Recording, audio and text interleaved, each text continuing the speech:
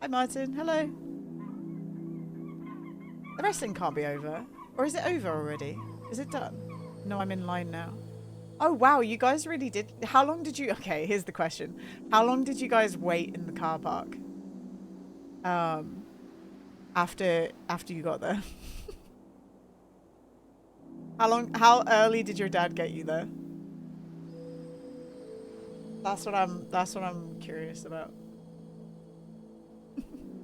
0 minutes? Wait, really? So your dad was right then. Your dad knew exactly. Your dad knew exactly what time to... We had dinner. Oh, you had dinner. He made a nice day of it. That's cool. I'm happy for you guys. Are the minis pumped?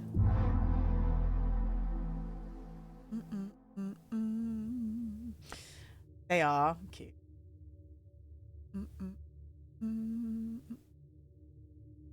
Alright, so yesterday, we finally got into the tea shop. It's taken us so long to get into this tea shop, guys. Like, you wouldn't even believe it. But we're here. We explored this little corner down here. Basically, guys, we're effectively a D&D cop. We're a cop, and we are exploring an exploded tea shop right now. And we keep flirting with everyone. And we're trying to boost our charisma up so that we can riz the Sphinx. But we need 30. We need to roll the 33, guys. So it's kind of, I don't know. ACAB includes fictional cleric cops. My guy's unhinged too, Crow. Like, he's definitely gonna get a whole bunch of people killed. I'm having a lot of fun playing the character as like completely unhinged. Where's my cat? Whoop. I love it. Whatever content once filled, there's a lot of reading, so it's story time with Gina now for the next hour and 45 minutes. If you don't like that, you know where the door is, okay? But please don't leave. Whatever content once filled this chamber has been pushed up against the cracked walls. The dwarven masonry is damaged in various locations and everything. Every single thing in the chamber is burnt. You keep writing ACAB includes. I'm watching as much as I can while also saving things for myself. I'm stoked about this game. It's so cool. Nito, you and Cricket should check out Drive Beyond Horizons again. There's a quest system now. There's a quest system and a garage. Oh, never mind. He said, please don't talk to me. Damn it. What the fuck? Alright. The Dwarven Masonry is damaged in various locations and everything. Every single thing in the chamber is burnt. This is the center, but where exactly did the explosion originate from? Beware. Beware. Okay. We gotta localize the origin point. There is. Sorry, I don't... Oh, you did hear? Okay. What the hell? Easy. Easy game. You look around and find the damage confusing. While centered in the chamber... Oh, you said you were getting off work early today, right, Nito? Are you off work now? While centered in the chamber, the damage appears uneven, as if the force of the explosion was struggling with itself. With that thought, you receive a vision. Replaying the event in your mind. An explosion. In the chamber. Oh my god. Conflagration.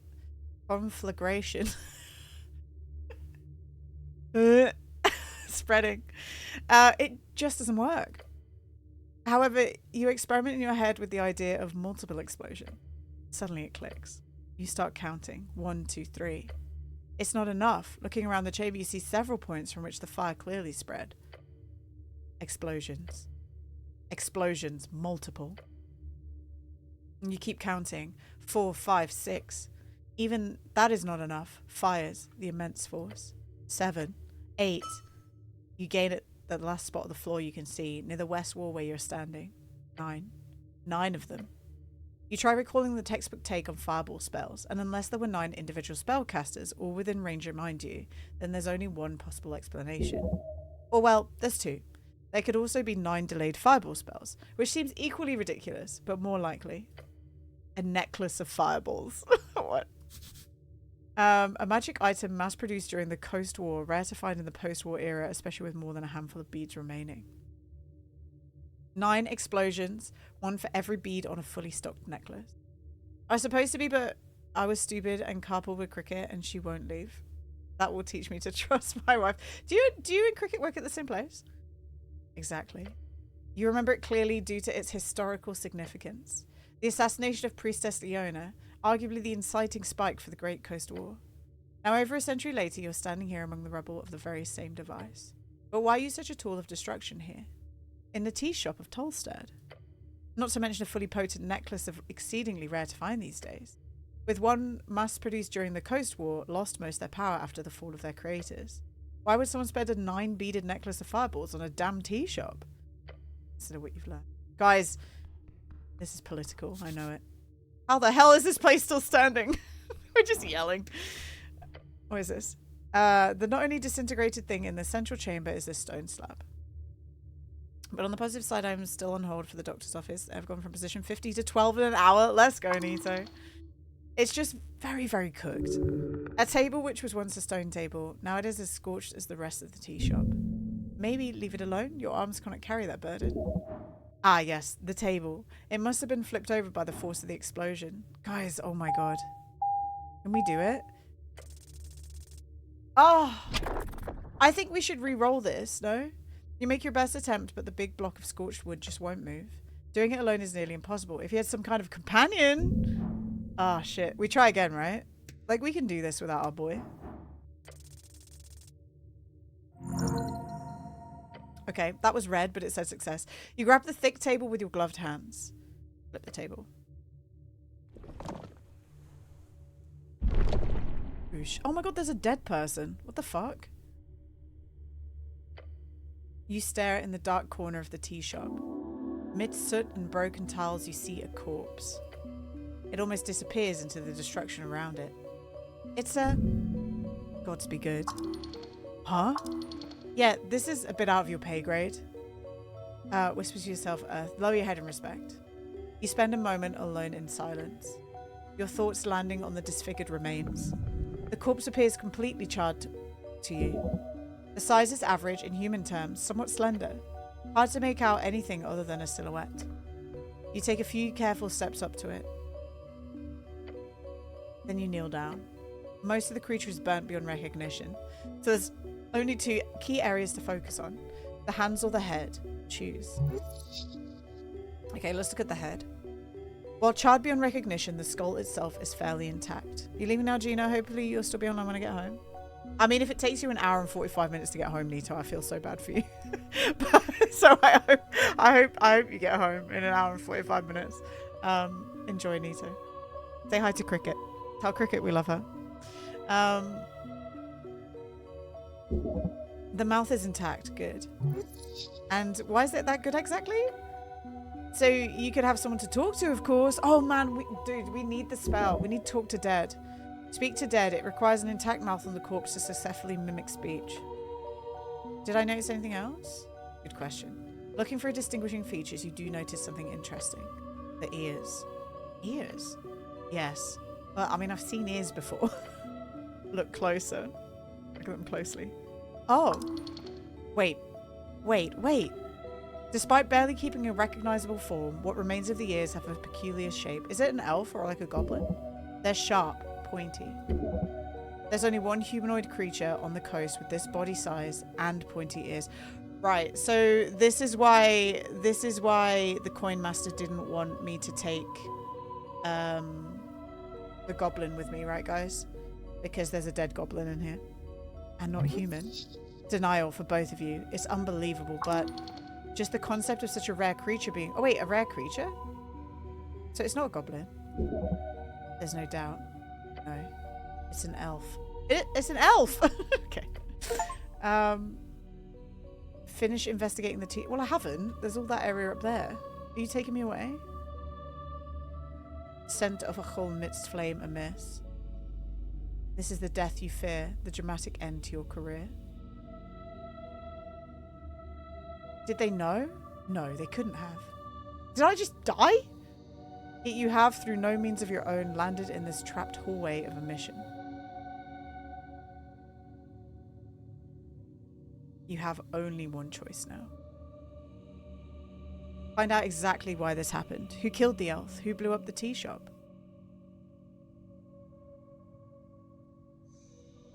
You feel the answer must lie below. Far, far below. Oh. Oh, it's teleported us. What?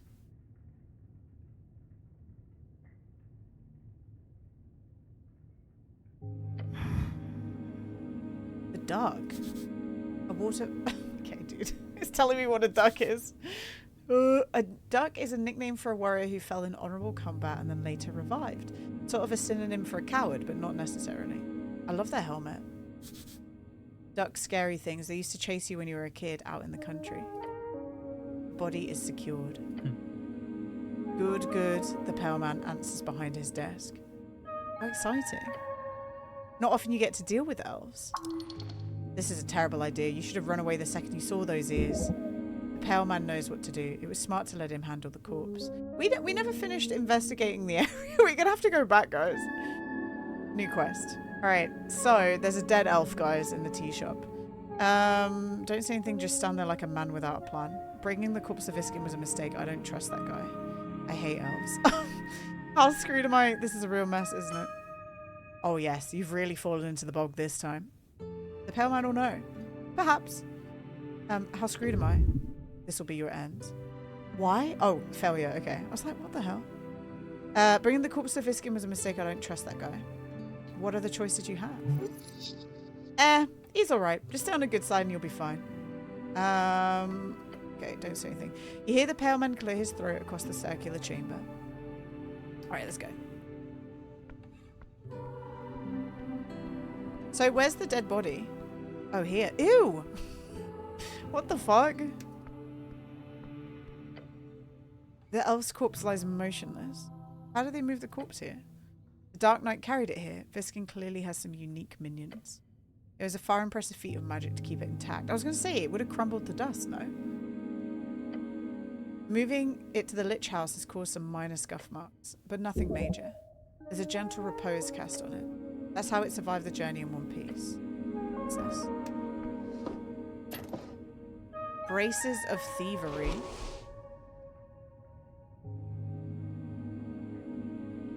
Oh! Guys, we can steal so much stuff. Yippee!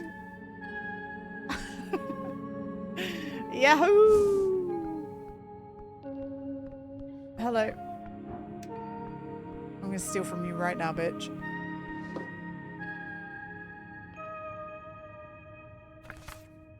Oh, we just learnt a spell. Am I supposed to pickpocket people for spells? We marry the orc lady yet? No, but we've also like rizzed up an angel now. I feel like we're gonna get... Have you ever played The Witcher? Have you ever played The Witcher, Jin? You know, at the end, if you like romance both of the ladies, you get in trouble. I feel like this is gonna happen to me. Because they're all telling me that they're all telling me to like meet. Guys, I'm gonna save the game. I don't know how hard this pickpocketing is, so I'm gonna just save the game first. The pale man turns and stares. You slowly remove your hand from his right side pocket. Bad feeling. Just play it off. Say I'm sorry. No worries, Cleric. The pale man turns back to his papers. Stop sneaking around. Can we just steal again? Oh, it's locked. Oh, damn. Okay. All right, let's talk to him. Nah, we gotta go with everyone. Okay, figure out what's weird about this guy. So we could do this, guys. Easy. Nice. Nat 20. You stand there mulling over all you know of this strange pale mortician, and when your attention is drawn to the air. Bye, Jimmy. Thanks for hanging. The air around you is damp and dry, cold. Is he a vampire? Piercing through your chainmail, leaving you with an uncomfortable feeling. A feeling that appears locked within this place, this tower. You close your eyes, focusing intensely on that feeling all around you. It's not natural. Maybe he's just a dead guy too. It's very much esoteric. A negative energy flow permeates this place to its core. All of it focused around a single point. The pale man. By the gods, he's covered in negative energy. Even worse, it emanates from him. This is no human. What you are looking at here is but the thin disguise of a creature most foul, most powerful. No mere spellcaster, no mere arcanist, no mere wizard. Viskin is a lich.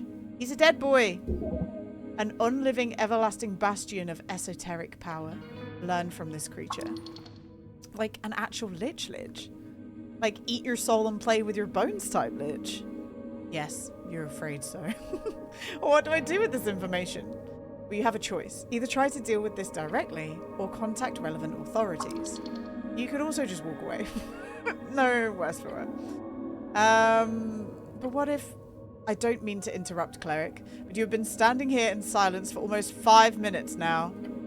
Was there anything else you wanted? You're gonna get a widow's peak like that if you're undead or have immense power or both. Yeah, absolutely. Absolutely. Tell me about the dead elf. Yes, Cleric. There are a few points to go over. 6 points of interest to be precise. He hands you a piece of paper with the points on them. Tell me which points you wish to go over. You should pick the last point first, then go random. Keep them on their toes. Begin with the least interesting. That will help keep you engaged and most susceptible for information gathering. Oh my god. Point 8, it says clerical compensation. Point 3 just says sex. Yes, sex. Surprisingly difficult to determine in elven folk. Dwarven for number 6 never stops being funny. The trait that determines whether a sexual reproducing organism is male or female. Sex. Fun. The pale man is not your type. Damn it! While funny, this is probably not the best moment to attempt a joke. Oh. You're not asking me? The pale man lifts his dead eyes from his documents for a very, very long time. No, Cleric, I am not. Let us continue. Tragedy. Interesting. Would it be less of a tragedy if it was a male elf? Yeah. I agree, Cleric. Men are expendable. We're tools to be used by our women. You seem to have uncovered an ancient truth of humanity, Cleric. Yes, they should also step on me. He says nothing. He just nods and then returns to his documents. Cause of death. Fire. The easy answer is usually the correct one. She was incinerated instantaneously. The final shape of the body informs this judgment. I cannot determine if she sustained any minor damage before, but the way she ended up makes it clear. She was moving until the fire erupted. Genie, you're quite the guy. I'm quite the guy. Okay. Clerical compensation. No such point, Cleric. What else? He's quick. The transfer? Yes, it went fine. The body was ruined, of course, but still intact enough thanks for the charring. The gentle repose did what it should. Then I had a subordinate carry the corpse wrapped in yim silk, a special fiber material. Yim silk, thread spun by an elusive incorporeal giant spiders. Oh. With minor damage, the transfer was completed. Folk identify it as an elf, right? Yes, your preliminary assumptions were very much correct. Whilst even the teeth had been ruined, the fangs presented as clear evidence. Elves have fangs? This isn't a limb elf, one without horns or other bestial alteration.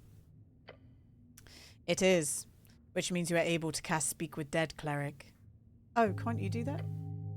I am sadly not that powerful, nor authorized to handle such magic. Bro, you're a lich. You could literally do it if you wanted.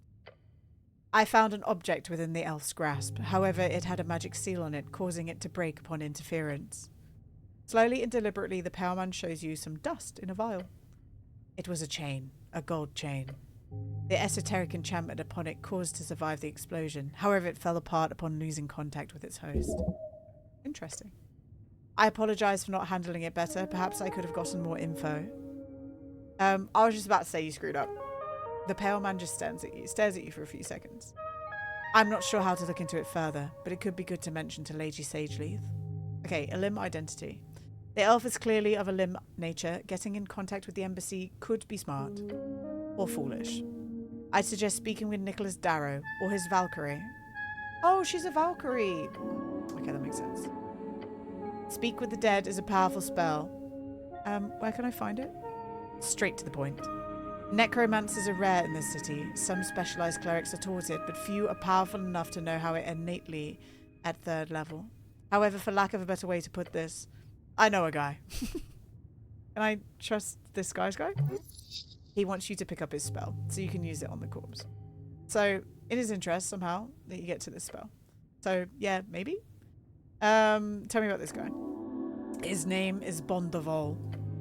He is, or was, an arcanist, the pupil of the Fortress of Adun, if you believe its rumors. Can he teach me to speak with the dead? Bondeville is an eccentric fellow. You may find him down in the crypts. Okay, I'll go look for him. If you treat him well, he will surely share his knowledge with you. Once you're in the crypts, one of the western coffins, he has a handle that may be rotated. Do so, then pull. His private area will be revealed. So he lives behind a secret door?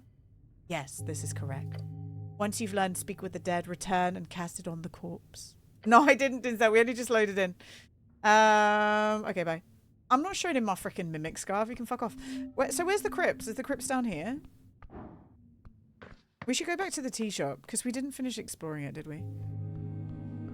This is not crypts. This is just apple storage. You know? This is just where we keep the apples going. Should we go get our boy now that the body's been moved? I feel like we should, right? Should go get our boy.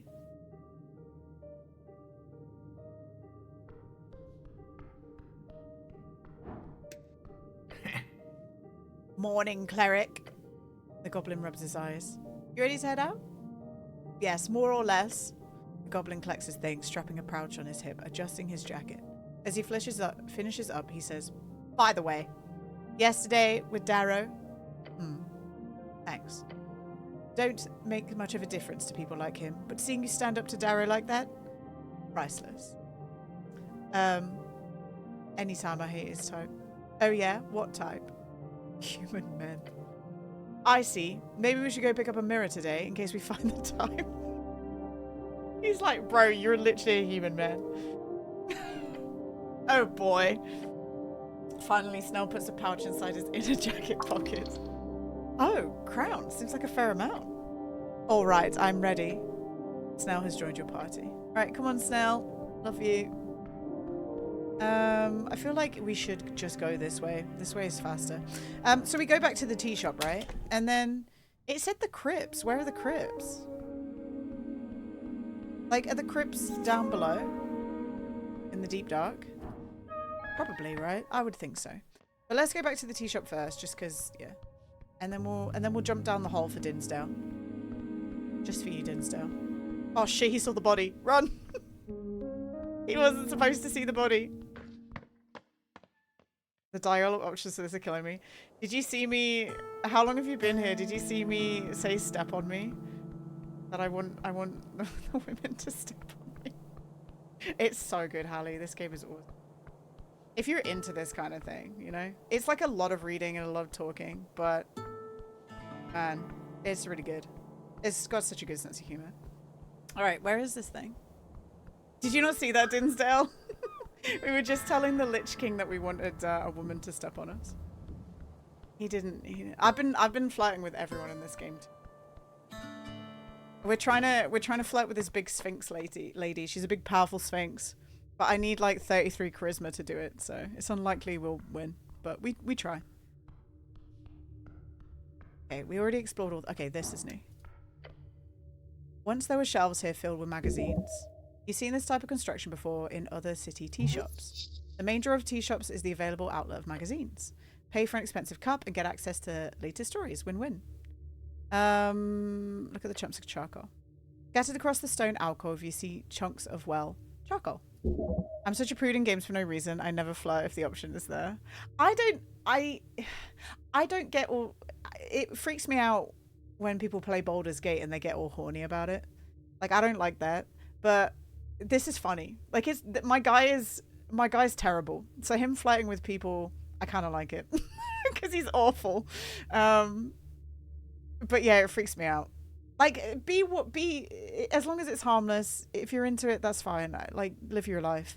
But when people just get really, really like obsessively sexual about it all, I'm like, oh my god. I'm just like this.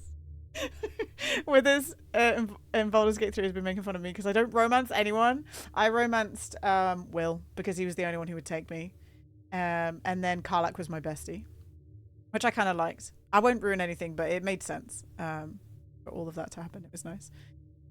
Is there really nothing readable left? Why would there be? Paper burns quite easily. But what if... Sure, maybe you'll find a magically fire immune newspaper or something.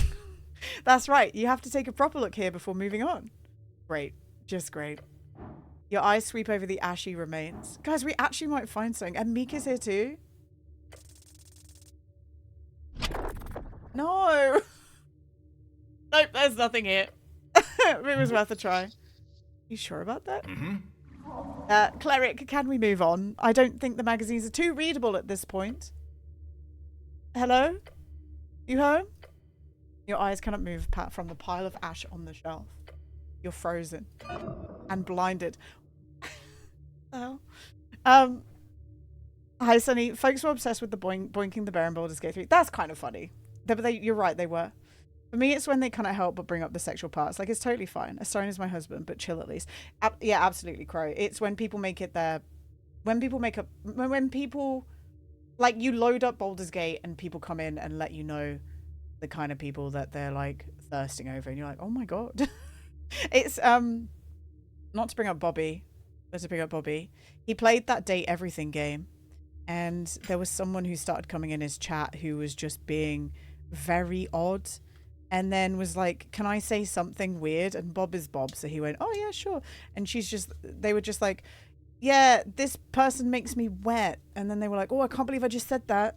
And everyone in chat was like, what the fuck? What is happening? It was feral. Yeah. We were like, what is happening? Like, don't do that. It's so weird. Okay, we're gonna grab the string. Shard of yore. Oh, we got 3 shards of yore. You do you. You glimpse backwards. Your body is still unmoving. Don't put me on. Yeah, it was Rez. Rez did it. You have no control. The goblin stands next to you, seemingly so used to acting strangely that he doesn't even question it. Snell? Yes? I think I've encountered an esoteric event. Uh-huh. Oh, I'm so sorry. I'm so sorry, Carhill's landlord. You have to save me. I'm stuck. Wait, actually? I am dying, Snell. Help. Oh my god, I'm actually dying. He quickly kicks you in the shin. You regain all senses. Freedom. Okay. You're all better now? Can you try to not get stuck in esoteric events in the future? Please? Guys, I'm gonna do it again.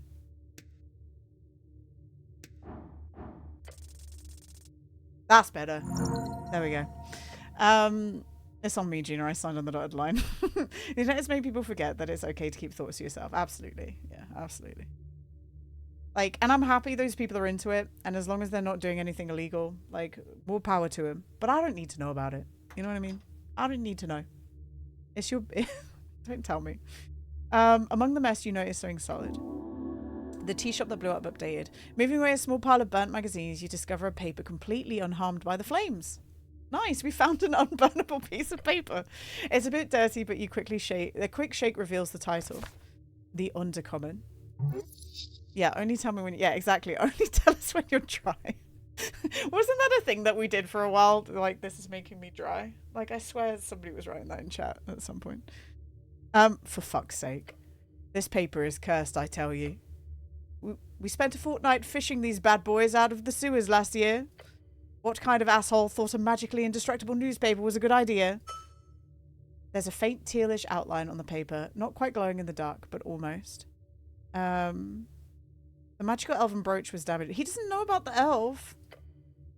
Immunity to fire damage sure is something, eh? It can't even be burnt? Nope, not even a magic flame. Is it any good? The zine? Ah, shit. Okay. Oh my god, why did we spend a shard on that, guys? What the fuck? Right, we need to eat apples. Do we have anything else? What is this? Potion of healing. We should use that, right? Perfect. And then we'll eat some apples. Alright, we're full health. It won't let us read it, Dinsdale. Alright, what's this? Laid in the passage, the iron door has fallen off its hinges. Look at the corners, they're bent. Yippee! Guys, we're so intelligent. To melt iron like this, it would require incredible heat.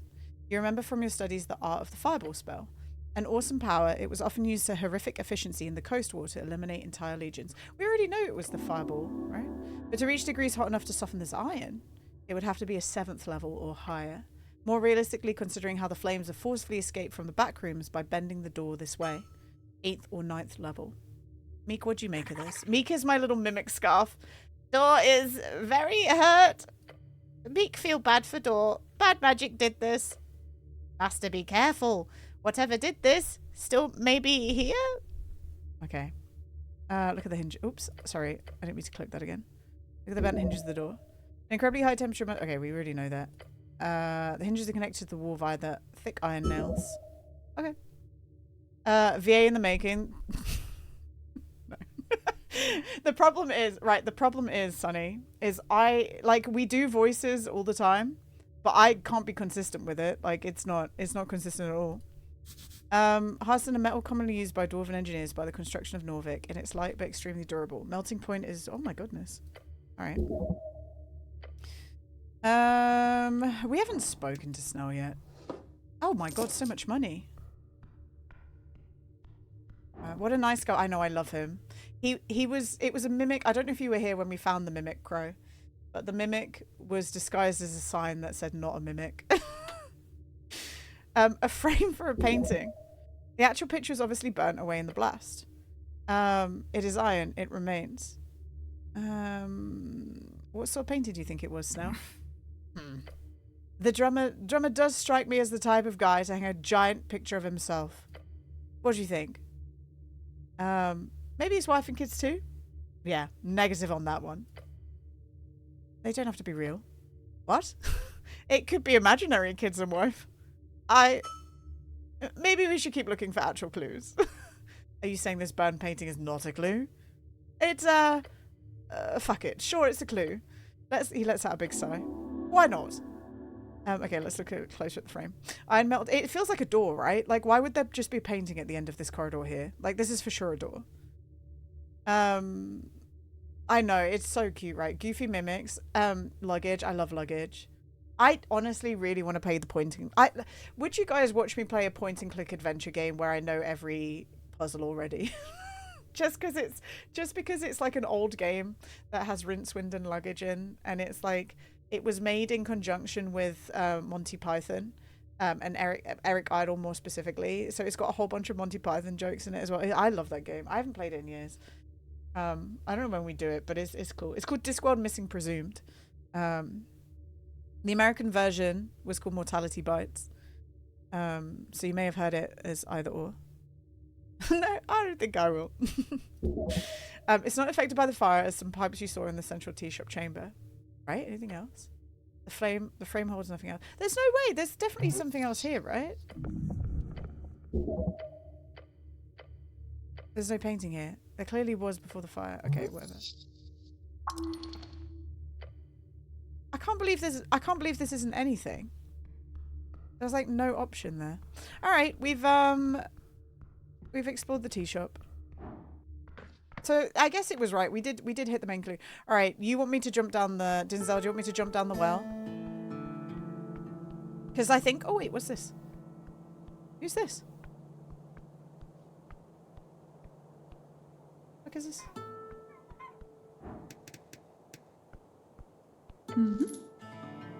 Beneath the shadow of a gnarly statue sits a girl wrapped in colourful garments.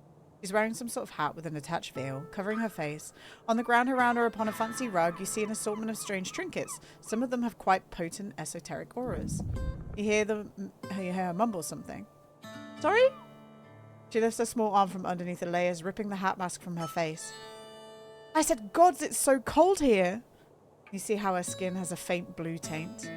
That, along with her small figure, makes it obvious to you. She's a halfling. One from Stormblood descent, originating from the Windcrack Mountains. Well, the Windcrack Mountains sound fucking cold, so why is she cold here? Like, we're in a nice harbour. Like, what does that mean? Oh, cool, you're an elemental. She clicks her tongue a few times. Old Philor here is the elemental, not me. She taps the statue behind her with an evil grin. Let me introduce us formally. This here behind me is my guardian, Cruelwing. Winged cruelty, flying evil, something like that. I call him Fleur. A gargoyle. Earth elemental, terribly powerful. That's a statue, lady. How do you think so? As for me, I'm Ogui, the traveling wind. She who brings that which tingles around the coast from band to band. My services are available to you if you have the coin. I have coin. Wonderful to hear. Though I'm still getting used to this. What do you call it here? Crown? Yes. Give me your crown, and you shall have great treasures. No dungeoneering required. It's like she knows the language perfectly. By the way she talks it is off. Ah, of course, she's under the effect of tongues. The goblin clears his throat and gives the halfling a bow. So you're that Kargeshiman vendor that came by the other day? Oh, I am popular then. She gives the goblin a glare.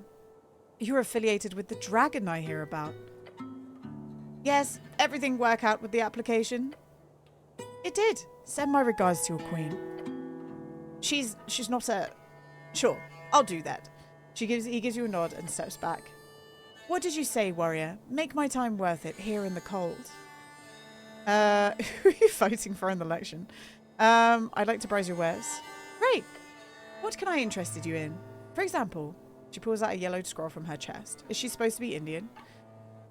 I don't know. I'm not going to do an Indian accent. she's a spirit. I mean, they have people from different areas, right? They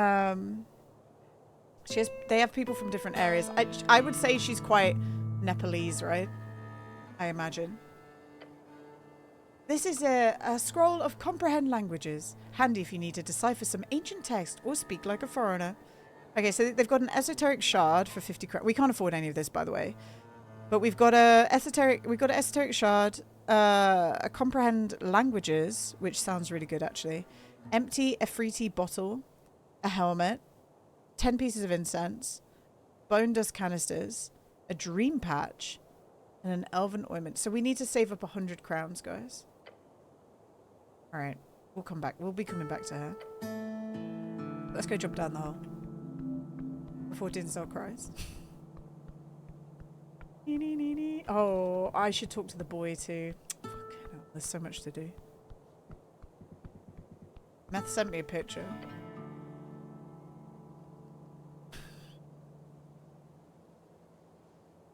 Are you still here, Meth? Are you pogging right now? I just want to see what Meth just sent me.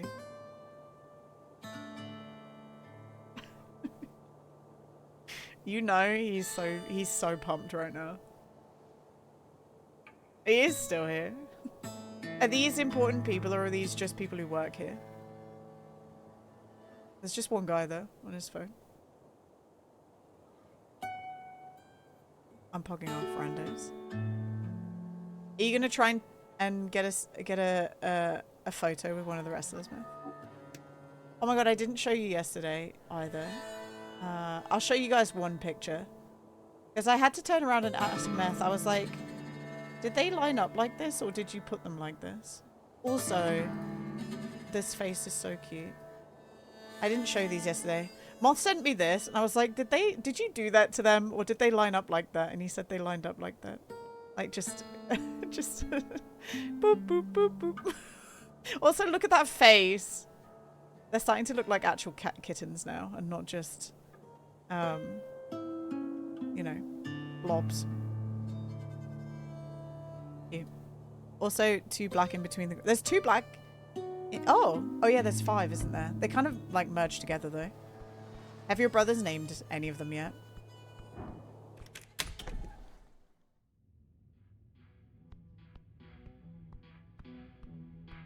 This is our big dummy mummy sphinx, who we're gonna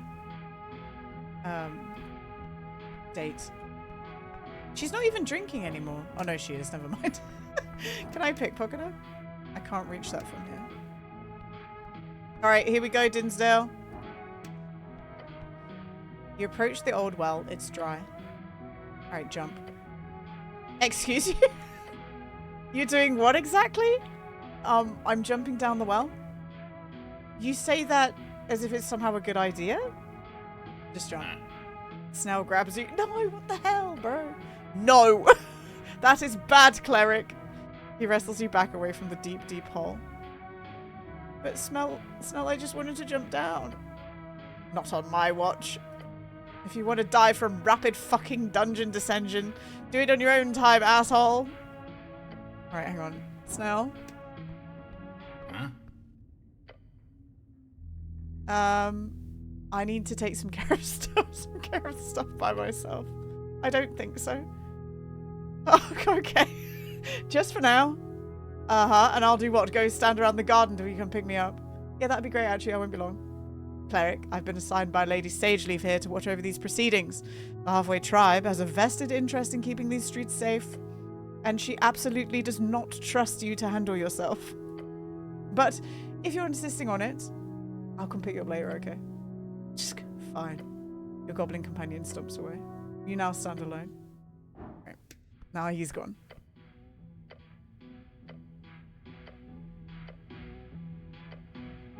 You take a step up to the edge. This is the way to dungeon. Meek is a little homesick. This is nice. You drop into the darkness. For several seconds you feel nothing but soaring air between your uniform and helm. As the extreme tingling sensation fills your senses. The sense of falling hit the ground. Guys, we got an instant death. The cleric fell down a well. Nice. Was that worth it, Dinsdale? Was that worth it? I think that was worth it. Guys, I'm gonna quickly go to the bathroom and then we'll keep going, okay? I think that was worth it. I'll be right back.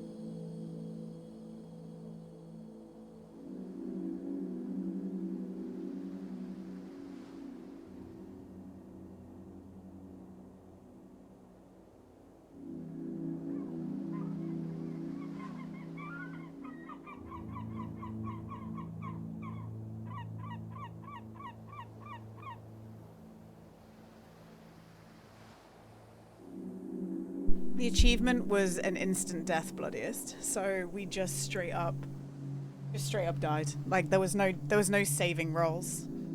I'm hoping it saved us before. Okay, nice. This is the perfect place it could have saved us, guys. Makes me think if there's a spell that can save you from full damage, maybe. All right, I'm glad that we still have our boy. We don't have to go back and get him. All right, I think now, guys. Do we talk to, like, we should talk to the paper boy first, because he told us to, oh, what does this mean? Take root. Hello? Trouble brewing. A young woman running around the streets, slinging Azagalist propaganda to unsuspecting civilians. Boys causing chaos in the name of some hapless magazine-inspired rebellion. This cannot be tolerated. I mean, it really can be. What? I mean, it can be tolerated. It's just some kids. The kind of looseness will bring order to its knees. It's all... okay, so for context, yesterday, guys, last night, we had a mission where we were stopping some kids fighting in the street, and we rolled a 1. We rolled a 1, and instead of dealing with it in a normal way, we said that we were gonna... the kids had to vote for to execute one of them. And the kids obviously ran away eventually because that's fucking weird, but we were like yelling at them and saying somebody needs to be voted to be executed right now. Like, that kind of looseness will bring order to its knees. It's all... The Asgore use did nothing to warrant such pushback. The era is one of communication, ideas interchange freely between a populace of free-minded thinkers, folk dreaming of an egalitarian potential.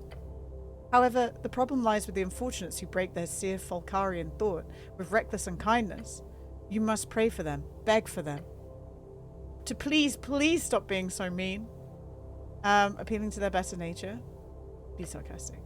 To believe in the better nature of these boys will not hurt. Those boys might be unkempt and roughed, but they are proud citizens of a great city.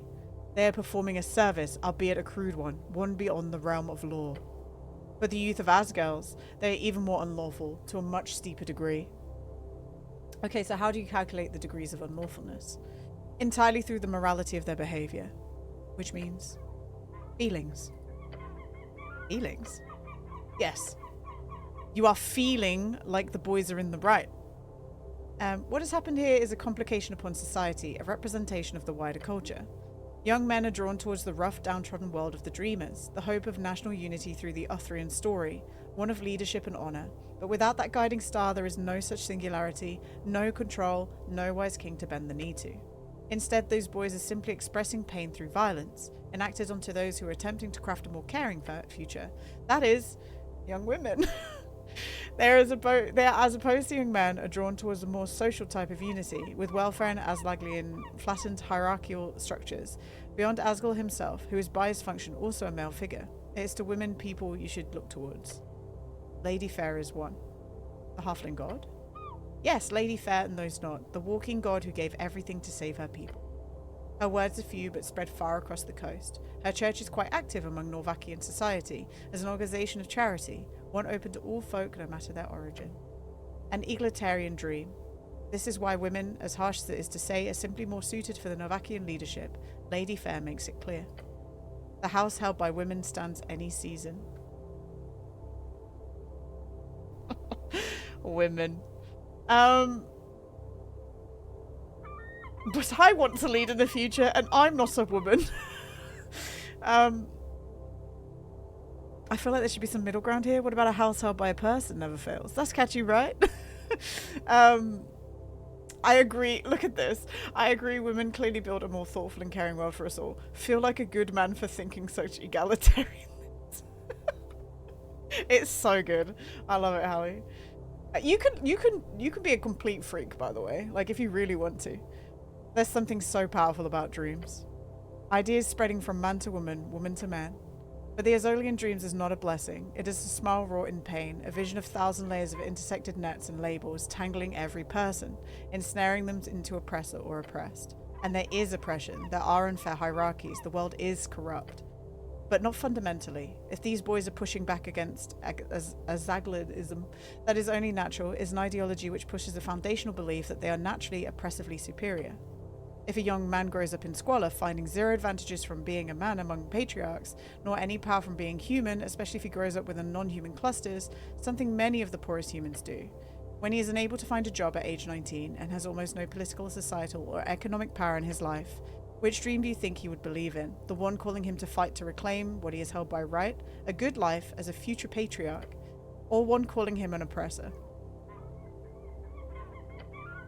It does not call him an oppressor. That is an unfair reading.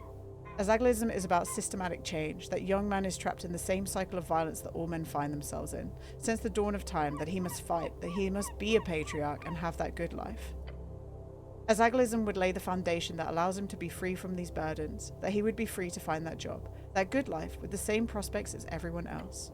The foundation is laid by raising women to the forefront, by allowing them to flatten our hierarchies and bringing about a new world. Oh Lord. So we have to, yeah, I know, it's pretty good, right? This is making this game more like Disco Elysium. Like, this is where you can really see where he took his inspiration from, right? And there is like an overarching thing where there's an election going on, and at the end we're gonna vote for who we want to win in the election. So and then the other side of it is we're solving a crime, but the crime obviously has something to do with the election, right? I suppose if a man already has it pretty terrible in the world where he's supposed to be at the top, then a world where his advantages are gone would seem even worse. Yeah. I'm sure there's a female perspective here, someone as well, but I've only really read about that in Mum's books. It seems to me like it's more of a branding issue. The Azaglis need to be more in tune with the economic aspect of intersectionality. They're clearly losing out on a ton of angry book-burning boys. Look, I just want what's best for women. I don't care about men or women. I'm an equal hater. We all suck. Do you know what, guys? I think because we're trying to like riz every woman that we come across, I think we should just play into this. I think this is funny. No, I think we want what's best for women, bloodiest. we want what's best for women, okay? Which would be me as their supreme leader. A matriarchal feminist paradise. I mean, come on. Me as their supreme leader. Indeed. You become even more of an arcanist. Gain 50 XP for choosing this political stance 3 times. You need to come to that realization that every boy reaches towards the late stages of their capitalistic, pubertistic, and socialistic awakenings. That... No, not at all. It is only your placement you must understand. Figure out where you've planted these 2 feet of yours and accept where your bones will begin the incessantly slowish grind to the pavement. Learn more. Steel yourself. Seek love. That's all I've been doing, guys. Suddenly understand gender or realize your place in the world. Guys, I think we should suddenly understand gender. Oh, fuck. No. This is far more complicated than you ever could have imagined. So many relations, so many intersectional divergences. How is a man who feels feminine connects in the hierarchy with a woman who feels womanly but acts manly in order to fit him on a patriarchal standards, only to be controlled by a manly woman who seeks feminine ideals in order to break those same standards? It is simply too much for you to make sense of, to break down, to some believe in an inch of truth from the whole. No one said this whole egalitarian dream is going to be easy. That is true. But this is far too much for you, right now at least. Maybe it's only your side of the aisle would you have any hope of understanding this day. To know man in order to know woman. Then, yes? Everyone laid upon your spectrum, each judged by their perceived and internalized values. You're approximately 0.52 decimals across that line into masculinity. That is, in a less abstract definition, a little over halfway to being a full man. Sorry, what? Slightly over halfway, yes. Yeah, seems about right. It's not ideal. I can deal with that. Of course you can. You're a man. A real man. The average man is, if you think back to your ability to sniff out manhood, usually placed around 50 decimals of masculinity. That makes you 0.2 more man than the average man. So I'm actually super manly. Let's not get carried away. You're approximately averagely decently middle ground manly. A normal sized manhood inside of a perfectly medium shaped man. I can work with that. You already have for many years. Now, you will choose. What? You will know the truth, so choose a side. Oh, fuck. Okay. Okay, whatever. I don't care. Do you... Because, so the strength side of it is... the strength is leaning towards more... yikes politics for me. So I am going to go for wisdom. The womanly side. Do not be afraid. We're going to pick Lady Fair. Because I want to pick the Lady Fair, but still say that I'm the best man for the women. You know what I mean? It is done. The feminine has entered into your body, your soul, your blood. Be kind to all. Okay, we're slightly less confused about gender now, guys. Yeah, masculine yeah, it's very fascist. There we go. So we've picked a side here. I don't know what forego. Okay, extra efficiently enrolls when speaking with. That's what we needed. This is the only way we're gonna riz the Sphinx, guys. This is how we flirt with more women. That's how we do it, guys. Right, let's talk to this guy. Huh? Hey, it's you again. He's happy to see you. Buy something. Oh, yeah, that was his voice, wasn't it? I remember. I intervened between Rolo and Medessa. So these are the two people that were fighting that we've just had that whole political chat about. Oh yes, I heard. That's good. I was wondering something bad would happen. But don't tell Rolo I told you to go there, okay? Tell him what? Good. You're lucky no one got killed. Alright, that's it. Hear anything about any assassins? Did we do this? Nothing comes to mind. I mean, there's always a bunch of weirdos running around the city below, you know? What about iron masks? The kid stares at you. Yeah, that's all I've heard that before. Tell me, It's like only rumours, right? But there's this group of angry people in the city ranks. They wear iron masks apparently, and they fight against corruption. You know, like dark vigilantes. What are they mad about? Taxes? No, it's more like anti-free strider stuff. Not anti-Azagalism. He chuckles. I don't think anyone think the dwarves are actually going to win. Sounds like a magazine story. Yeah, it's unreal. But like I said, probably just rumours. What is it? Interesting. Thanks for telling me. No problem. Hey, tell me the news. The boy stares at you. So, here's the thing. We sell newspapers here. So if I just tell you the news, we won't get any money. Okay, but I'm in a rush. The kid glances around the corner of the shop, then shrugs. Fine, but don't tell anyone. The kid grabs a copy of the Post and starts reading. Sad, it would have been more fun if he grabbed news in Norvik. That one's mostly rumours of sensationalist bullshit is great. Election week, 5 parties above exclusion limit. Polling shows the Nationalists ahead at 40%. Oh no. The Freestriders and Zaglists being behind at 20 each. The Arcanists and Argarians are holding out just above the limit, around 5% each. We'll see about that on election day. The party in Norvik still won't comment on the missing paladin.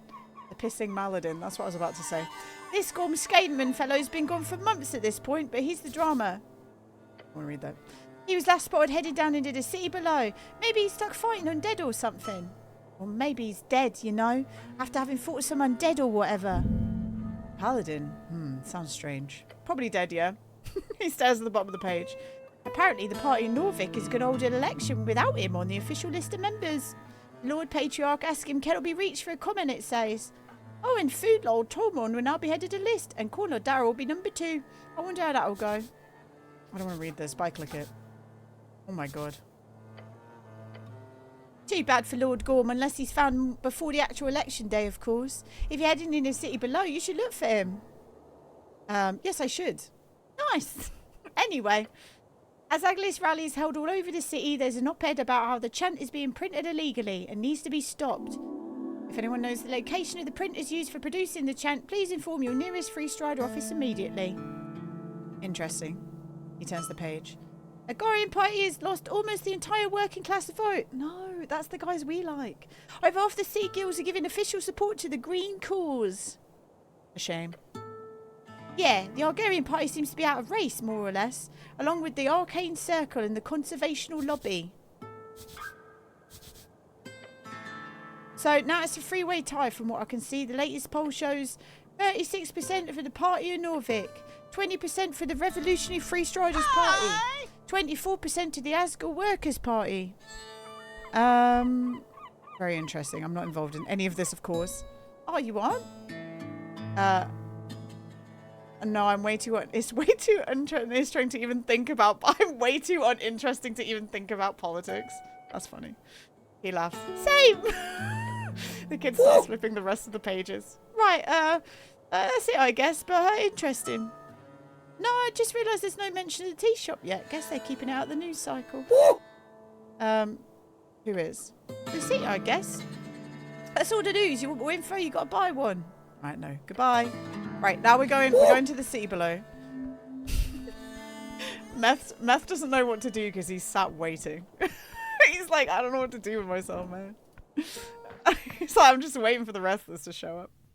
Did you guys get any food? Like, well, I guess, no, you ate before you started, right? Alright, we're going down into the city below, guys. We're all healed up. We're all good. He's twiddling, yeah. Tweaking, JJ. He's tweaking right now. Alright, let's go this way. So we already did like the first level of the dungeon below. We already did this. So now I think we got to go deep. There's a big old rock there, guys. You see that? I'm gonna land on our head. Yeah, but all the minis need a drink, so $5 a pop. Wow. Guys, I don't think we should... It's a long way down. The abyss will swallow your soul. We can't go down. So are we missing... I must have like missed something. So we've already been here. This is this... Oh shit! The goblin kids are here. Hello. Mr. Cleric.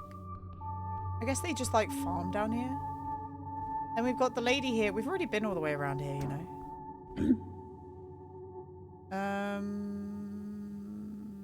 You helmed mankind. Can I have that spell scroll you got? No, of course not. I got this as a gift. I can't just give it away. Please? No. You just take it. Leave the convo, sneak up here and snatch it.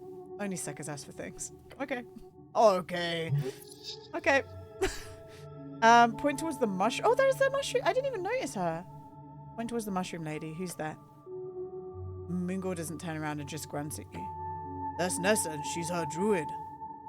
She's not very responsive. Do not disturb her. Not that you'd be able to. She is deep in meditation, far from here. He thought I was in game VA. No. But I need to talk to her? Then find her in garden later. She spends her mornings down here. Oh, she spends her mornings down here and returns to her office after lunch. I have cooked her a lovely roasted cave crab today. You cook? Yes, it is part of my duties. Can I join? No.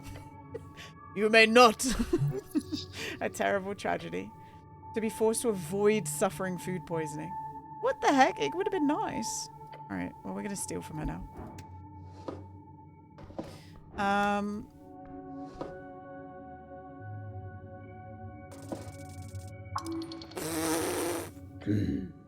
Thief! Ah! Bugbear's massive hand clumps around your wrist like a vice. Oh, you dare steal from me? Her grip tightens, your bones shifting. Worth it? You told me to do it! No, definitely not worth it. That was just embarrassing. Let me go. I'm a cleric of the city. You are a thief who happens to wear Earthguard colors. That makes it worse, not better. She pulls you close enough to smell her breath. I should break your fingers. Oh, gods. One by one. Moongor, maybe we can... Silence, runner. Snell shuts his mouth. Come on, then. Break him.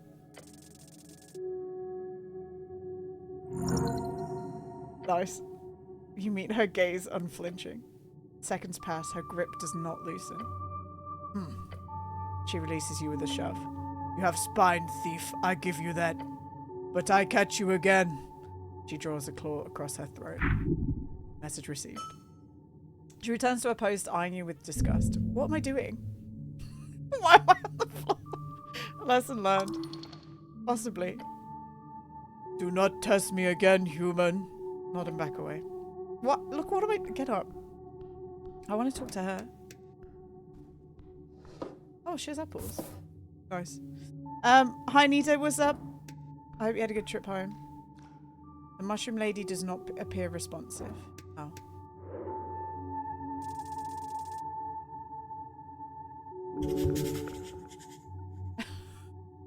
Unbothered, moisturized, happy in her lane. I love it. I love that.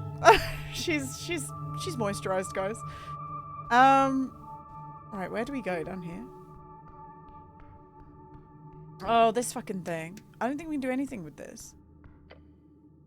The air itself grows freezing cold as you head deeper to the tunnel until you find a passage blocked by a spiral shell. It is a massive unit of a hail snail. It fills the entire eastern passage. Holy hells. That is one thick snail. Don't be rude. He's just a little broad. Nothing about that. I think you guys... the Meth's response knows he knew where I was coming from. I think you guys misunderstood what I was saying. When you responded to Yoshi, I don't think you realized what was going on. Like, Meth said he hadn't done something and I just said, oh, procrastination. And then I just said, just own it. It's okay. Like, it's okay to procrastinate. And then Yoshi said that thing and it was like, what? And then you said that thing and it was like, this is weird now. Like, because I was just telling Moth to own procrastination. I don't know what to tell you. The hailstorm moves his thick head, the blue eye stalks focusing on you. Probably. You ever see a snail like this before, Snail? Gesture with your arms, which is why Meth went, no, no, no, it's okay. Because he realized, he was like, oh, this is okay. Like, I was just telling him to own his procrastination. You ever seen a snail like this before, Snell? Gesture with your arms to emphasize the humongous nature of the creature. I mean, yeah. The goblin waltzes up to it and looks up and down. This big guy's been here for months. Last time I was here, he was facing slightly to the left. Moving closer, you do see the snail is moving. Maybe 10 degrees or 5, not very fast. The frozen mucus slowly melting around it indicates a pattern. Yes, it is attempting to rotate, by hail snail standards, very, very slowly. It'll be done by next year, probably. Then it'll head straight out the tunnel in another 1 or 2. Good luck, snail. Snail, isn't this creature blocking your gobbling operations in some way? At first, yeah. Sageleaf had plans of cleaning up the roots and establishing a mushroom farm across the south and east tunnels. But the prospect of dealing with that kind of cleanup duty wasn't exactly something people were excited by. So when this big boy fell out of the crack last year, the whole thing got postponed. And lots of Hearthway people were very, very fine with it. He points back through the tunnel. Oh, so this leads to the east tunnels? Yep. I wanted to go to the east tunnels. Are you saying it's only because you can't go there? No. Trust me, everything east of here is shit. The east tunnels lead to a bunch of dangerous trap-filled spiral halls leading to the shifting falls. And then the water temple. Technically there are some routes that lead to the lower palace as well, but if you want to go there, you'd better off taking the upper paths. That sounds awesome. You're right. Adventure and spelunking and excitement sounds terrible and bad. The goblin just looks at you, his gaze giving a type of neutral, dissociated look. Basically, the snail halved our work down here is what I'm saying. He turns to the creature and yells, so take your time, will ya? All the time in the world. Right, good luck, snail. I want to pet it, though. Behold. So, how the fuck do we get down? Guys, how do we get down? I literally don't know.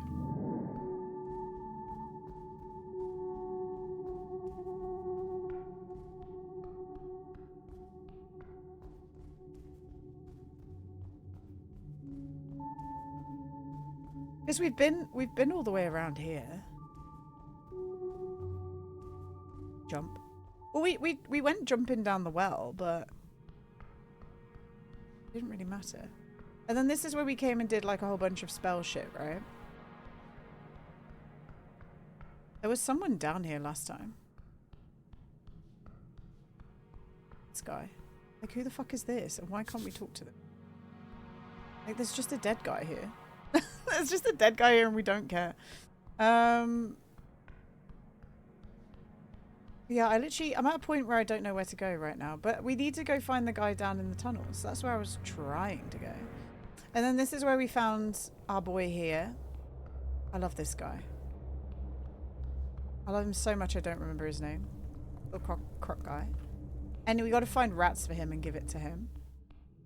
And then this is where the gelatinous cube was. But we already defeated the gelatinous cube. And then this just leads back round. I mean, there's nothing here. This just leads back round to the circular room. Or not.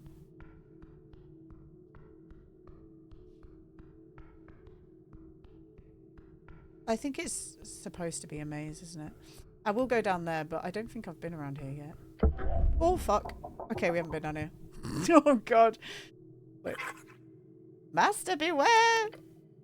You feel a pressure change. A rushing wind causes you to be pulled just an inch further into the hallway. Then you see something opening in the walls. The goblin behind you is already in action. Back now! Big trap! Right. Effortless. Nice. Not sex. Not sex, everyone.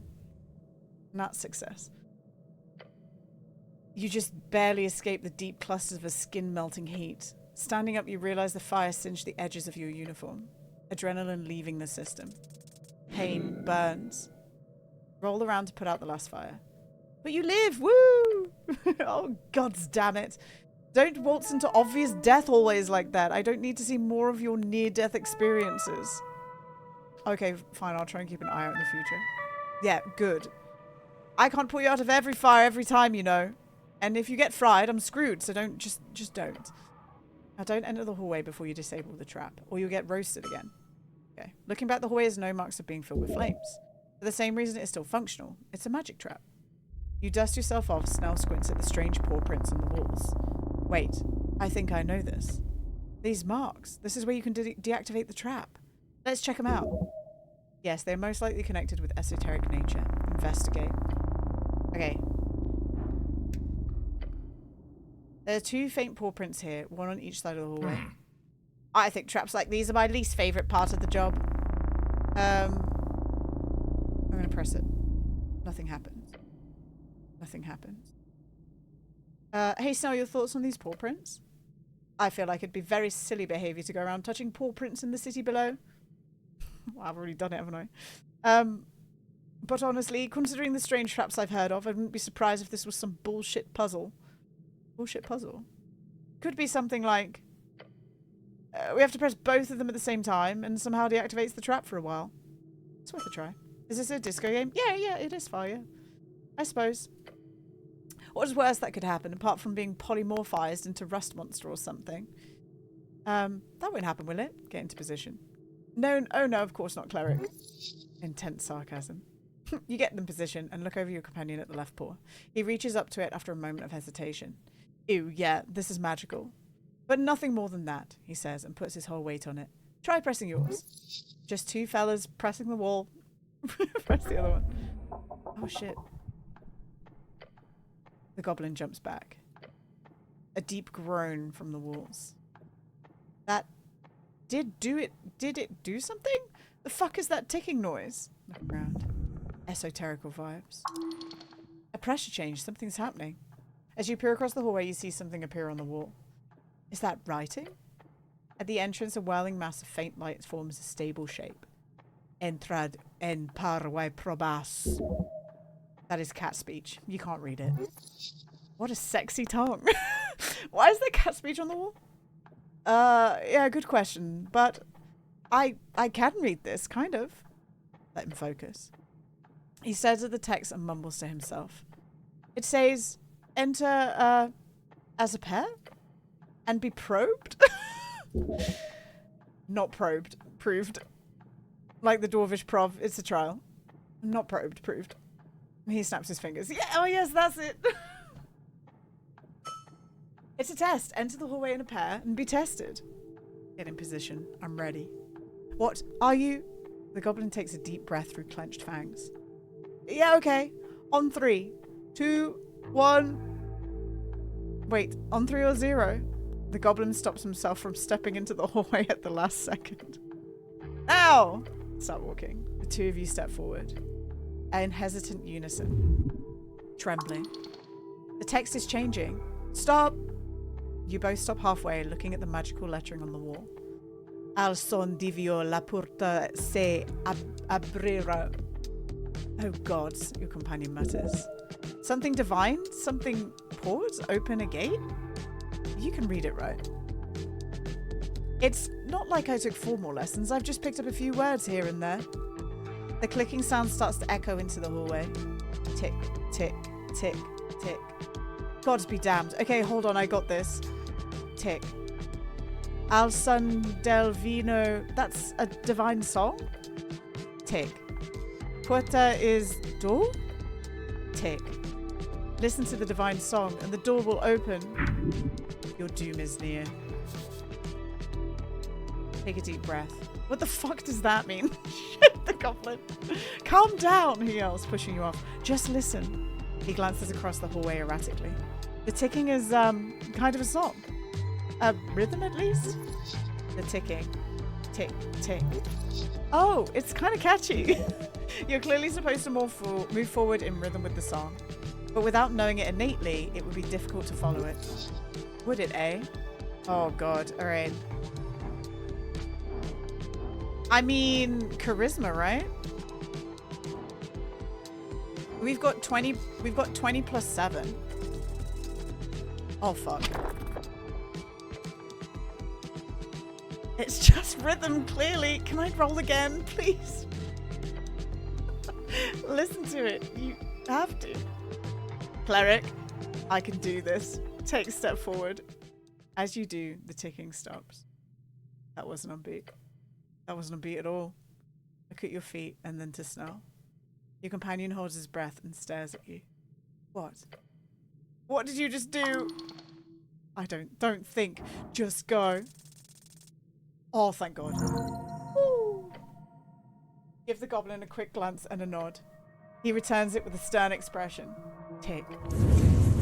Oh my God, we just ran through. Oh, saved, guys. You bolt off the goblin beside you. Fire erupting behind you. It feels like an instant and forever all at once.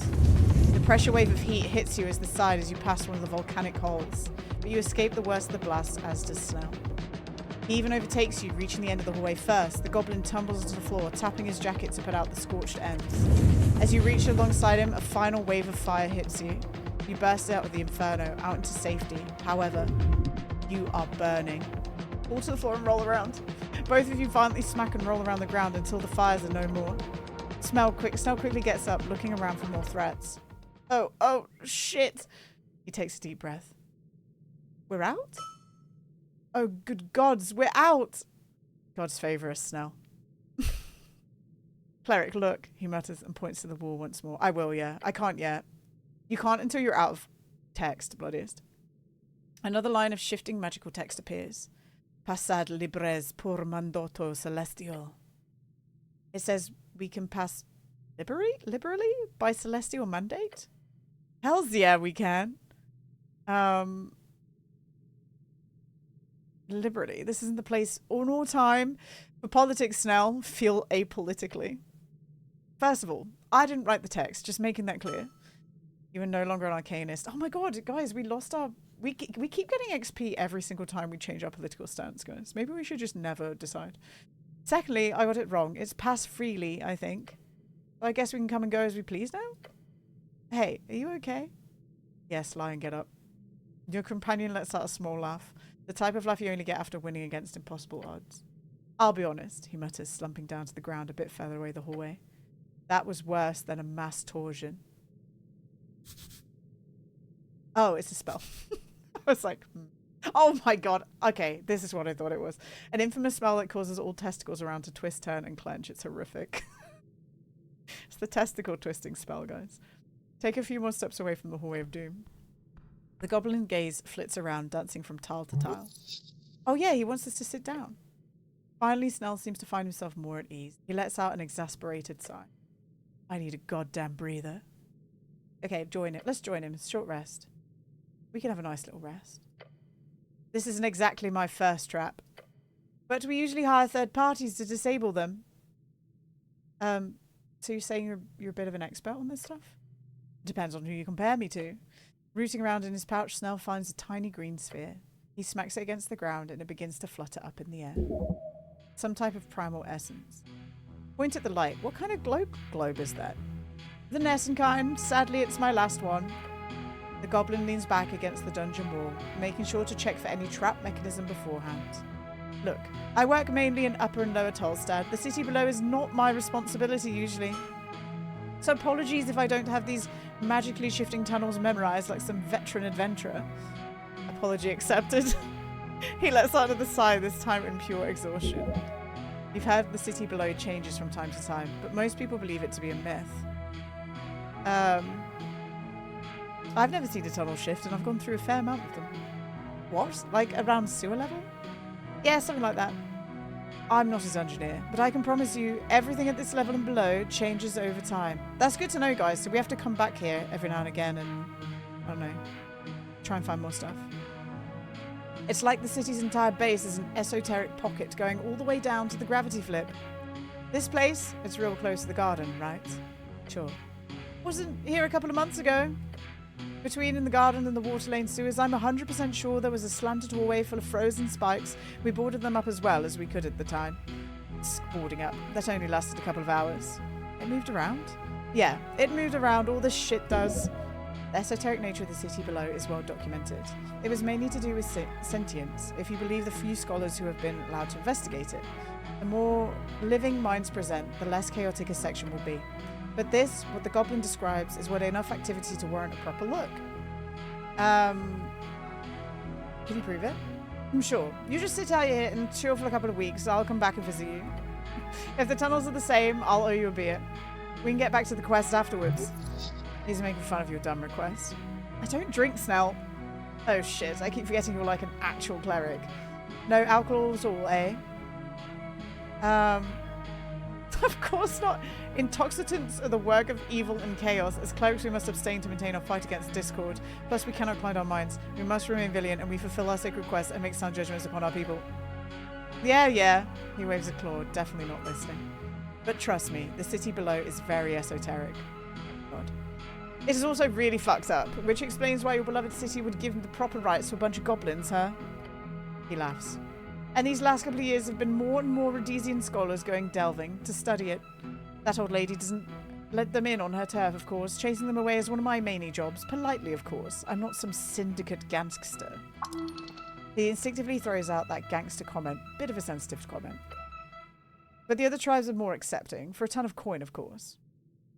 Yeah, it's good to see this. See what? It's good to see this. The city and the goblins working together at last. Your companion allows the echo of your words to die further down the hallway, then a faint smile on his face. Nailed it. You ever meet him? Him? Who? Earth. Oh, how interesting to see him broach such a topic. He will surely focus in on the genocide. I'm just casually asking if you've met a god. Of course not, I'm not that old. Snell nods. First generation post-Earth, eh? Hi, Ranga, what's up, man? It really sucks. The goblin leans back up against the wall, glancing up at the ceiling. I always hated Earth. Excuse me? He scratches his nose. I grew up being told to be grateful. But let me ask you this, Cleric. If you were the last of your kind, one of maybe 8,000 or 9,000 humans left in the world, and you were told to be grateful to be alive just because the same monster that destroyed your entire culture also decided to let you live for some reason, would you be grateful? Is this about the conquest? Earth did kill many goblins then. There aren't many humans left in the world either, Snell. Sure. Goblin looks at you for a moment, then nods. What is it, like 80% wiped out during the Coast War? 90? I've read about it. Sounds terrible. Are you being facetious, Goblin? No, I'm being serious. He takes a deep breath. I suppose you could view the Arcanists as a sort of outside force that caused the whole thing. But you know damn well they were human too. Men cause their own oblivion. Human, Goblin, it doesn't matter. We're all people. I think it all comes down to what we've got today then. You have a city at least. We didn't even get to keep our language. Whatever. Guess I should just be grateful. The Goblin stares at you. You can be grateful if you were allowed to live. It was probably because you did something the dead ones didn't. The Goblin wants you to tell them you'd share his anger, obviously. If your people fell, then they did not have the power to live. Oh my god. So we want to share his anger, right? Yeah, I would hate the monster who destroyed my people. His stern expression drops. Who wouldn't? Snell clicks his tongue and gets up. Every goblin asks themselves that question. To be Cran or not to be Cran? We all got different answers. What to do when the past is erased. Cran means human lover, by the way, for people who weren't here yesterday. We learnt that word yesterday. He groans and shakes his legs a little bit. Some focus on building something, culturally or politically. Some try to get rich in this new free strider world. Some of us, His voice trails off as he stares back into the fiery hallway. Stare at him. The Goblin grunts to himself. It doesn't matter. I serve Lady Sageleaf. The Snell turns back at you, his expression calm, collected. That's enough for me. Look, this guy's got enough trouble to deal with. Don't make this all existential. Like he's telling you, this isn't personal. This is business. He's got a job to do, just like you. And don't worry about this goblin on human hate you're reading between the lines here. All of that will be gone once Norvik evolves into a modern city-state. Then Snell, like every other sentient worker and entrepreneur, can come flooding into the stagnant city. Then no one will give a shit if he's Cran or not. He'll just be another actor in the system. Just like it's meant to be, baby. This goblin is one of the good ones, true. Orderly, strictly trained, conscientious, his queen, his dragon whipped the hallways into shape over such a short span of time. He does not need to think so much of his position. His culture was eradicated because of an utilitarian choice by an oppressive numerist. Yes, that was then. Now is now. As long as he keeps this up, he will, along with his peers, have created a new type of goblin 1,000 times more useful. Once you take power, these goblins will be fine servants. That could have gone worse. But yeah, probably smart not to talk genocide with the guy whose entire culture was erased like, what, 50 years ago? Wait, oh shit. It's literally over 50 years. It's literally the 50-year anniversary this year. That's crazy. Anyway, don't mention that or any of this again. He'll probably be happiest when you just listen and take it like a good little zag list or something. Your companion looks at you for a while. His yellow eyes seem to behold you, seeking another answer. This one's on me. What? This short rest, it's on me. Yippee! Lovely. The sprite light fizzles out just in time. I'm good to go now. Get up and get going. We got an achievement for doing a short rest with Snell, by the way. So we've made it. So we made it through the tunnel, but it says something's off here.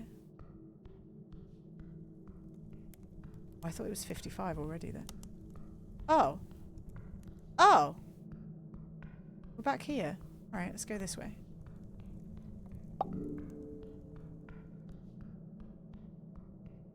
This was locked off yesterday. Oh. Something is stashed under these heavy rocks. A paladin's insignia. You pick up the insignia. Heavy, official. The symbol of Norvax shaped in iron.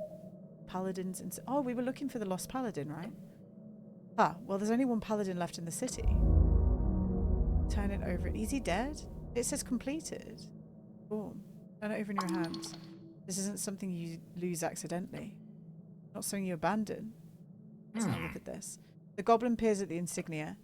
Seems official. Some leftover from an old delve.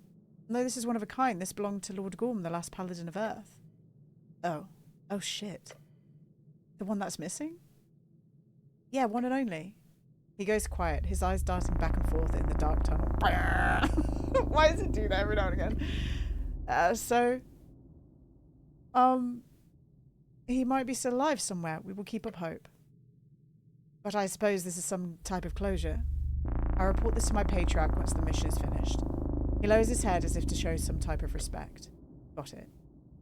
Damn, he's dead.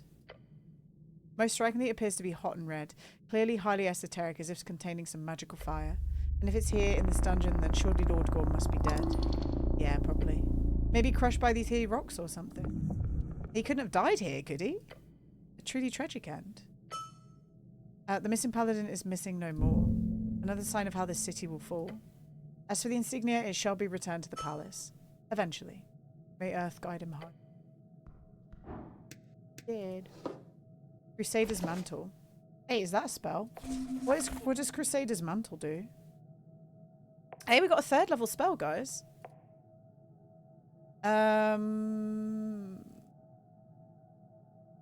Holy power radiates from you in an aura with a 30-foot radius, awakening boldness in you and all other friendly creatures. Until the spell ends, the aura moves with you, centered on you, while in an encounter, you and all allies add 1d12 to all ability checks. That's pretty hard. That's pretty good. How do I get out of this? Yeah, it's pretty nice. So he's dead. That's sad. This tunnel feels weird because we didn't exactly get anything out of it apart from like a nice little conversation. And then this is locked. Oh. Locked. I still don't know where we're going. You know?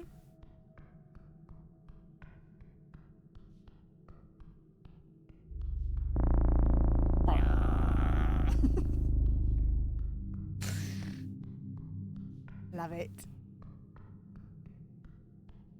Where the fuck is this? This is new, right?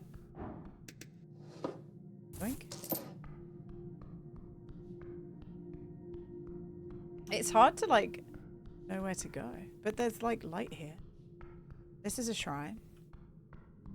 Fuck are we?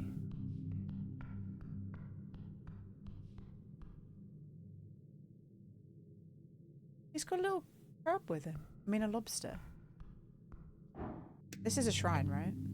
Embedded upon this altar, you see a circular stone slab. Whoever has worked on this survey site in the past has attempted to place it in its natural position.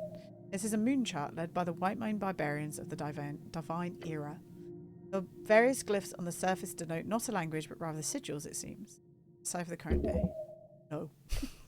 That is no use. It is broken. Oh. Yes, this is a useless piece of technology. If you feel it is worthy of such a term. Okay. Calendar. So we can't do anything with that. There's nothing here. Right, I guess we go... You glance at the step. Oh my god, am I gonna die getting down a step? This always happens. It is a descent of approximately 50 inches. 2 meters. Yeah, whatever that means. The point is, it's not super high. Okay, apparently this shouldn't be a problem, guys. Oh, thank God. I've been having bad rolls. Taking a careful step onto the stone, you begin your descent. Keeping your balance in check, you shift your weight appropriately. Smart thinking. Using your dexterity instead of brute force. Your feet find purchase. Stable, controlled. You are at the bottom of the step. Huh? God, you're slow. Can we get moving now? So that's how we get back up. Like, couldn't we have just hopped over that? Like, why did we have to do all that bullshit? You know what I'm saying? Alright, so who the fuck is this? Hello? One goofy looking cat. I like his prawn. This is Asko Madsen. Hey, isn't this the guy who had the, Oh, fuck, one. Okay, right, well, we don't know shit about him. Beside the buried statues, you see someone upon a ledge. You hear the sound of working. Grunting, clanging, and so on. A dwarf down here. Clear your throat. You do so, but it gets drowned out by the noise. Clear your throat much louder. Huh? The dwarf's smouldering eyes widen as he sees you. Look, Romulus, we've got an official visiting. If that doesn't make us official, I don't know what will. Peeking out over the ledge, you spot an orange monster creeping about. Look at him, he's not a monster.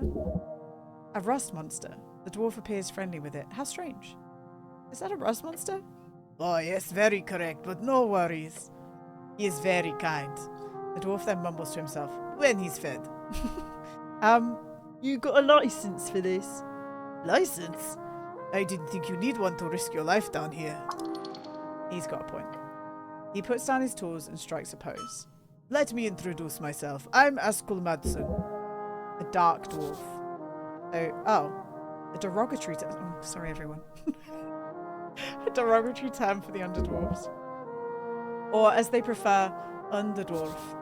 Underdwarf are grey-skinned and fiery-eyed dwarves who most likely live along the undercoast. They originate from the powerful elementals known as the Asses.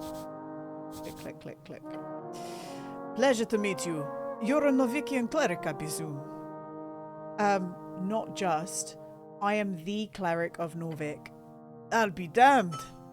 Not sure what that means, but it sounds expensive. Oh, and you've got the goblin with you. You HWBT friend?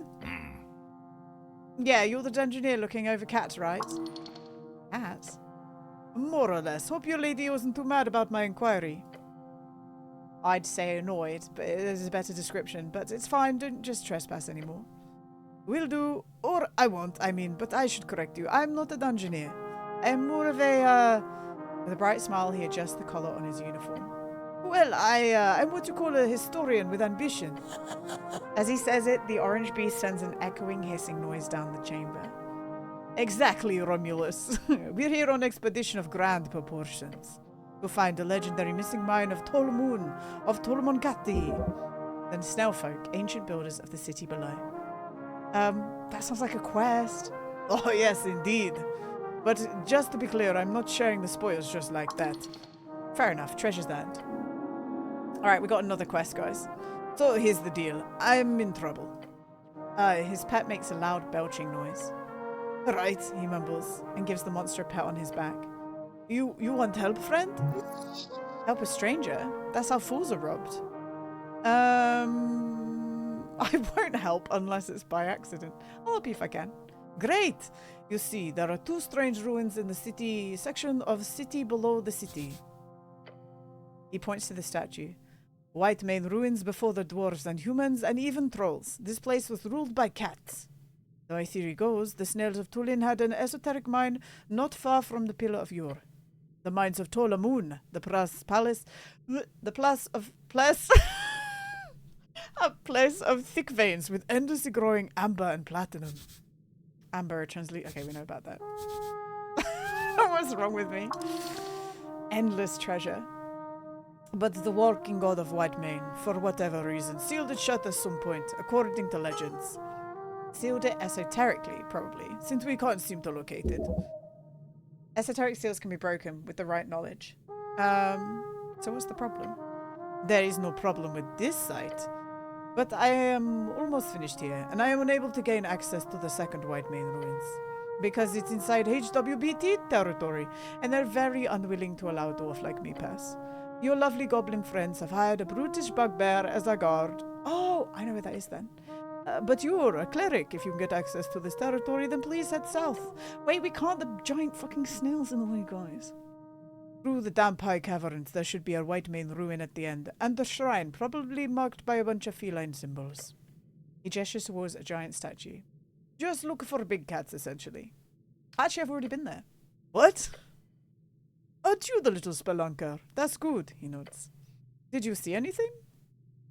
Depends. What are you looking for?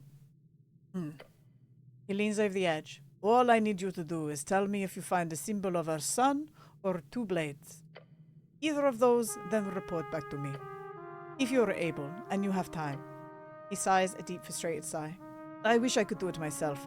Darn those goblins. No offense. He adds, giving your companion a nod. None taken. I really don't care. Fuck, we have to go look again, guys. I'll see what I can do. Thank you, friend.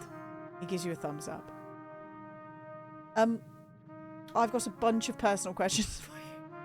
Why are your eyes glowing? I haven't met too many other dwarves, have you? Look, I don't have much to time, but really once I'm done here, I can talk all you want. Alright. So, where was that cat statue, guys? Was that, oh my god, take the step again. Was it where we got the ruby thing from? You think? Like the little ruby, the ruby shard. So we've got to look and see if there's like daggers or a sun there. We can do this real quick, I think. I think if we go this way. Watch this, guys. Master of mazes. This is going to take us to our boy. See? And then if we keep going this way. This is going to lead us to speedrun. We're going to get stuck on these barrels just for fun. It makes me wonder if we could have approached this a different way then. So we have the shrine up here, which I don't think it is this one, but let's just go check.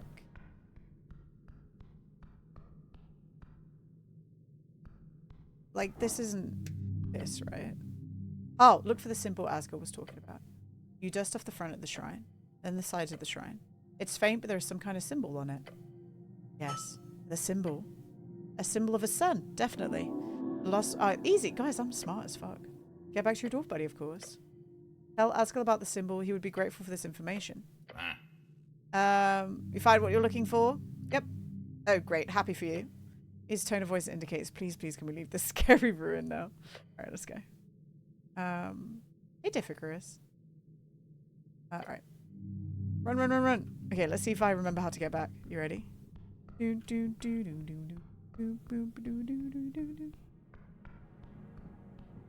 was this way.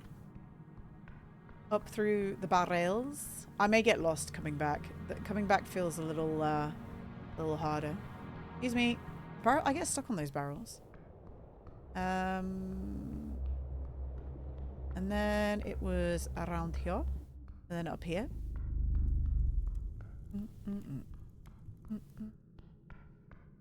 Now, this is where I might get lost. I think it was this way. Yeah, this is this corridor. And then up here, that's the locked door. Damn it. This way. We almost had it, guys. We almost did it in one go. That would have been really impressive.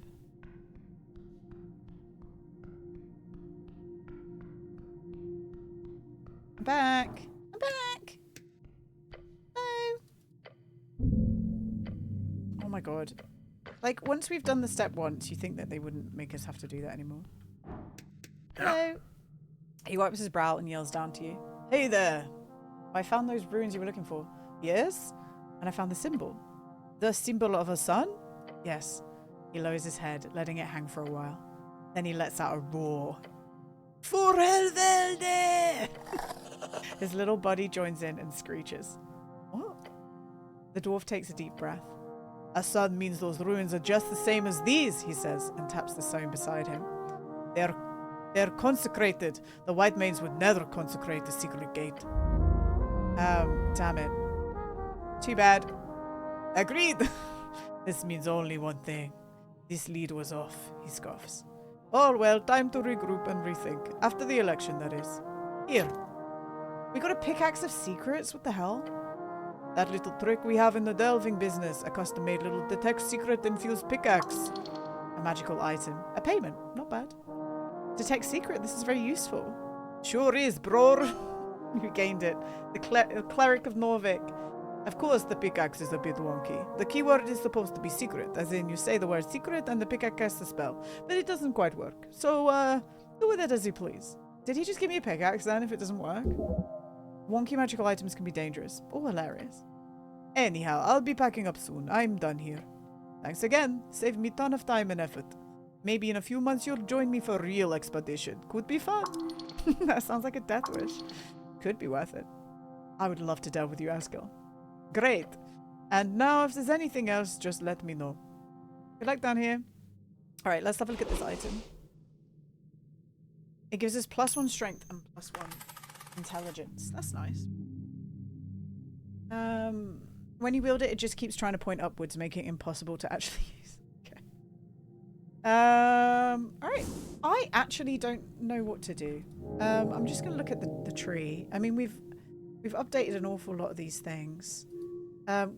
Warlord's meat. Atir is your roommate during the investigation. You find a release of it in tree and find more performing the most difficult techniques speaking with it.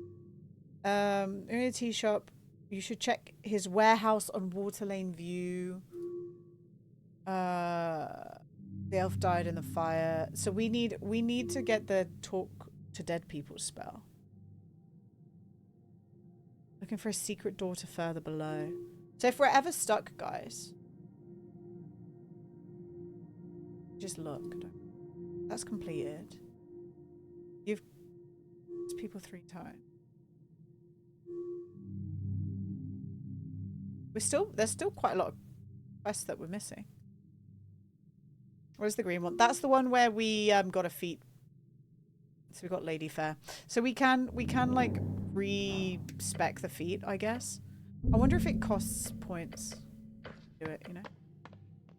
It must cost, maybe it costs the shards, I don't know. But we kept the Lady Killer thing. Dun, dun, dun. Okay, hang on. We'll have to end in a hot second, but let me just run down this way because we haven't been this way yet. Before I forget, you know? Oh, and this is just led back to here. And this, and it leads back to there.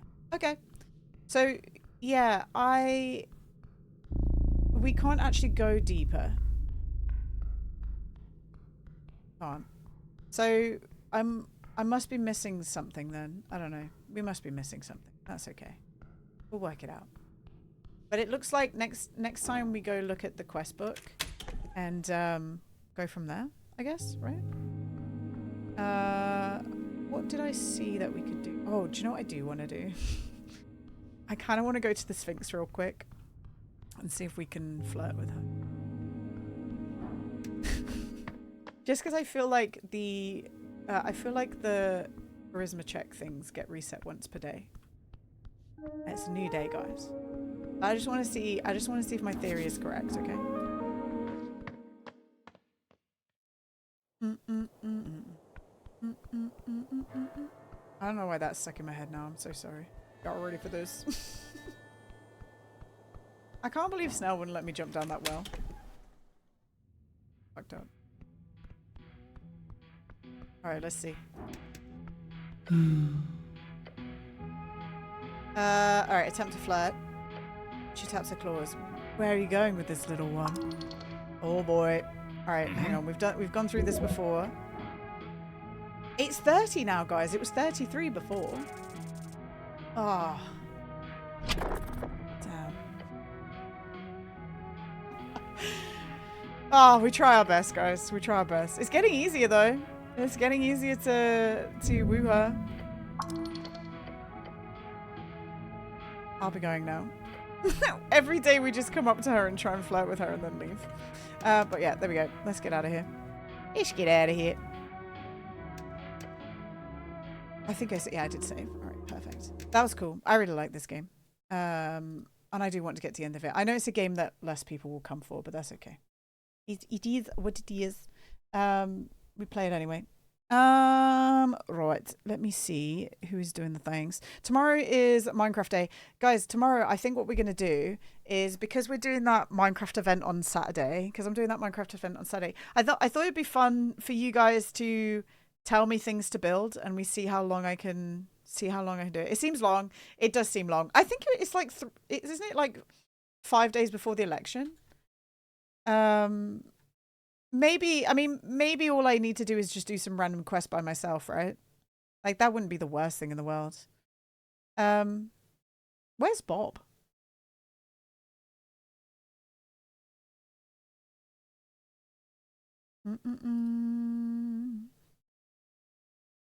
Is he not streaming today? Right. Let's go raid Gonad. He hates us. I think so, yeah. I think he's burnt out. I don't know. I hope he's not, but he might be a little bit. All right, there we go. Let's go see Gonad. Let's go see Gonad. It's not 8 yet, so I don't know. Well, I don't think the time doesn't... The clocks haven't changed yet. All right, let's go say hi to Gonad. He's playing my winter car. You guys know the drill. Be nice to Gonad. He's awesome. And always raiding us as well. I had fun today, guys. I hope you had fun too. It was cool to check out the new update. Like, they've done a really good job with that, honestly. But yeah, I love you all. And I'll see you all tomorrow, okay? Last stream of the week.